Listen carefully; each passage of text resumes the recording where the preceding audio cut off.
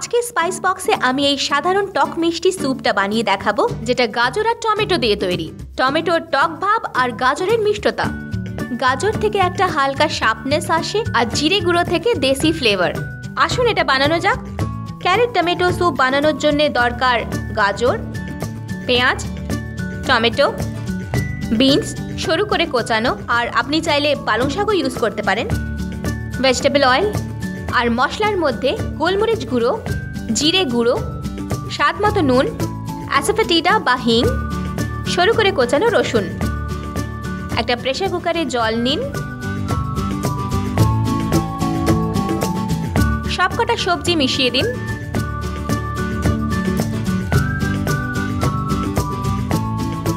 গাজর, পেঁয়াজ,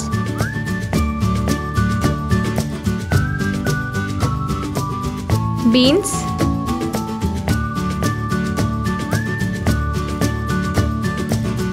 আর টমেটো, কুচনো রসুন,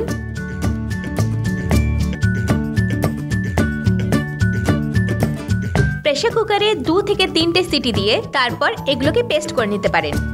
এটাকে এখন একটা ব্লেন্ডারে দিয়ে একটা মিহি পেস্ট বানিয়ে নেব। সেদ্ধ করা সবজিগুলো ব্লেন্ডারে ভরে নিন। এগুলোকে ব্লেন্ড করে একটা মিহি পিউরে বানিয়ে নিন। একটা সসপ্যান নিন, মাঝারি আকারের সসপ্যান। সামান্য তেল দিন, তেলটা গরম হতে দিন। এতে জিরে গুঁড়ো দিন,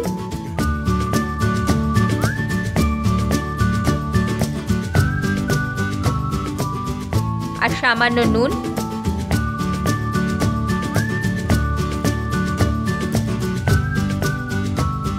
এটা প্রায় 1 মিনিট মতন রেখে দিন, যতক্ষণ না গন্ধটা বেরোয়।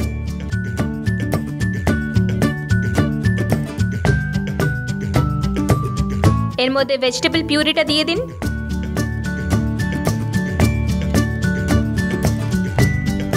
এর কনসিস্টেন্সিটা দেখে নিন, যদি এটা ঘন হয়ে থাকে আর একটু জল দিয়ে দিন।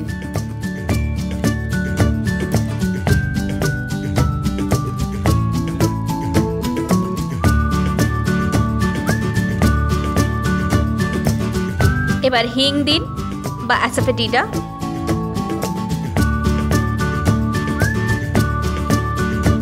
এর থেকে স্যুপে একটা আলাদাই স্বাদ আসে। গোলমরিচ গুঁড়ো দিন। যদি বাচ্চাদের জন্য বানিয়ে থাকেন তাহলে একটু কম ঝাল দেবেন।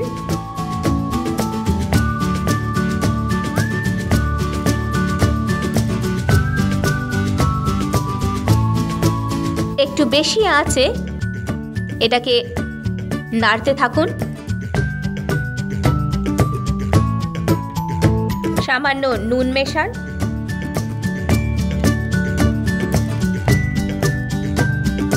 স্যুপটা একবার ফুটে উঠলে এটাকে 4 থেকে 5 মিনিট সিমে রেখে তারপর গ্যাস বন্ধ করে দিন।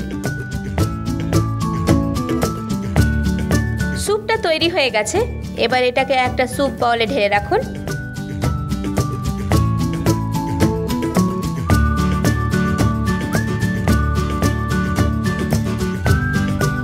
এটাকে কুচনো ধনেপাতা দিয়ে গার্নিশ করুন, বা আপনি গ্রেট করা চিজ বা পনির দিয়েও গার্নিশ করতে পারেন। স্যুপটা সার্ভ করার জন্য রেডি হয়ে গেছে। এই যে স্যুপটি আপনি এখন দেখলেন, এটা সবথেকে সহজ সরল একটি রেসিপি। যে কোনো মরশুমের জন্যই এটা ভালো, আর বাচ্চা এবং বড় সকলেই খেতে পারে। এটা কয়েকদিন আগে থেকেই ফ্রিজে রেখে দেওয়া যায়, আবার গরম করে নিয়ে এটাকে সার্ভ করুন।